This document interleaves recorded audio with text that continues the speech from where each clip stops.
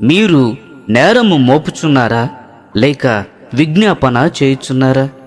సాతాను సహోదరులపై నేరము మోపువాడని, అతడు రాత్రింబవళ్ళు దేవుని ఎదుట వారిపై నేరము మోపునని మనము ప్రకటన గ్రంథము 12వ అధ్యాయము 10వ వచనంలో చదివేదము. ఇది సాతాను చేయుచున్న ఒక పూర్తికాల పరిచర్యగా ఉన్నది. మరియు ఈ పరిచర్యలో అతడు దురాత్మలతోనూ మనుషులతోనూ అనేక మంది జతపని వారిని కలిగి ఉన్నాడు. విషాదకరమైన విషయం ఏమిటంటే, ఈ నేరారోపణ చేసే పరిచర్యలో అనేక మంది విశ్వాసులు కూడా సాతానుతో జతపని వారుగా ఉన్నారు. దేవుడు లోకమును రక్షించుటకే గాని దానికి తీర్పు తీర్చుటకు ఆయన కుమారుని పంపలేదు. యోహాను సువార్త 3వ అధ్యాయము 17వ వచనము గమనించండి.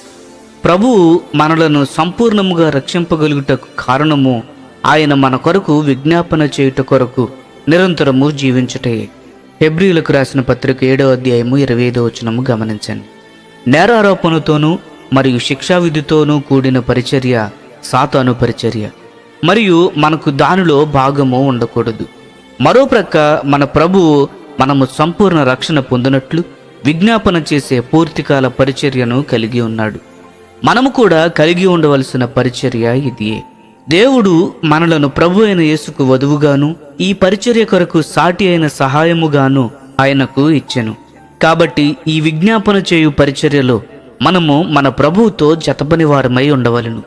లోకమును ఖండించుటకు, అనగా తీర్పు తీర్చుటకు మరియు నేరారోపణ చేయుటకు కాక దానిని రక్షించుటకు తండ్రి యేసును లోకములోనికి ఎలా పంపెనో, అలాగే ఆయన మనలను కూడా ఇతరులను ఖండించుటకు, తీర్పు తీర్చుటకు మరియు నేరారోపణ చేయుటకు కాక వారిని రక్షించుటకు లోకములోనికి పంపెను. యోహాను సువార్త 20వ అధ్యాయము 21వ వచనము గమనించండి.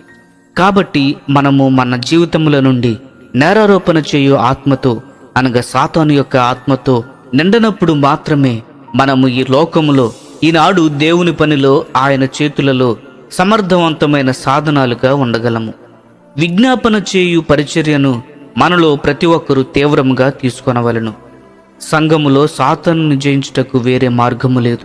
మనలను హింసించు వారిని క్షమించుటయే కాక వారి కొరకు ప్రార్థన కూడా చేయవలనని మన ప్రభువు మనకు చెప్పారు.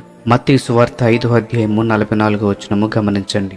మనము వారిని కేవలము క్షమించి వారి కొరకు ప్రార్థన చేయని ఎడల నేరారోపణ చేయు ఆత్మ తిరిగి మన జీవితములలోనికి ప్రవేశించవచ్చును. ఒకరిని బట్టి ఒకరు దేవునికి కృతజ్ఞతలు తెలుపుట మనము ప్రారంభించవలను. ఎందుకనగా నిజమైన విజ్ఞాపన అంతయు ఇక్కడే మొదలవుతుంది.